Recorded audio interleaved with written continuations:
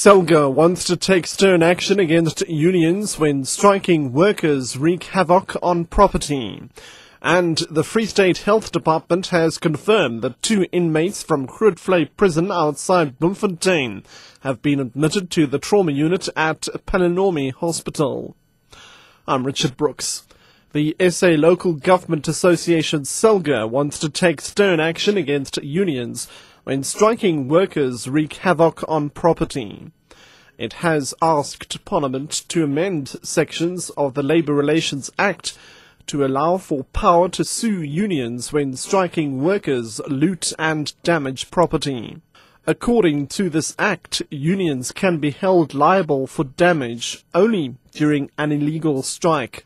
COSATU has already indicated it will oppose such amendments. Labour analyst Terry Bell. If you don't punish a whole community, in any community there are irresponsible elements, even gangsters and thugs who'll take advantage of any opportunity. And you don't then punish the whole community or the whole family, you punish the persons responsible. And we have sufficient laws. If they're creating chaos on the streets, this can be taken in existing laws. We want to keep to our Bill of Rights, and we should fight for that Bill of Rights. And okay, occasionally there will be those who abuse it. Action should be taken against them. I do see this as a means of trying to undermine the strength of unions in the local government sector. The Free State Health Department has confirmed that 2 inmates from Grootfontein prison outside Bloemfontein have been admitted to the trauma unit at Palenomie Hospital. They were among 80 awaiting trial prisoners who went on the rampage yesterday and set beds and curtains alight in their cell. Correctional Services denied that there were any injuries during the incident.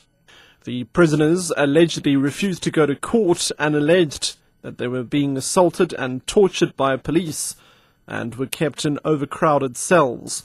Here's Provincial Health Spokesperson Jabu Mbalula. I can confirm that in terms of our records in Palenomie, there were 2 people that were admitted yesterday, one 27 years and one 25 years. But the other one was to be transferred to University Hospital because it appeared then that he had sustained head injuries, so he was to be transferred to University Hospital. Enumerators will today count the almost 600 households in the Silvertown informal settlement in Port Elizabeth as part of Census 2011. This after a series of meetings between residents and Stats SA's Pali Lehola in an attempt to convince them to agree to the process. Olwetu Sota reports. At first, this poverty-stricken community wanted Stats SA to employ locals as enumerators, and it obliged by hiring 30 locals. But this did not impress the residents of Silvertown, as they extended their list of demands to basic services like water, electricity and housing.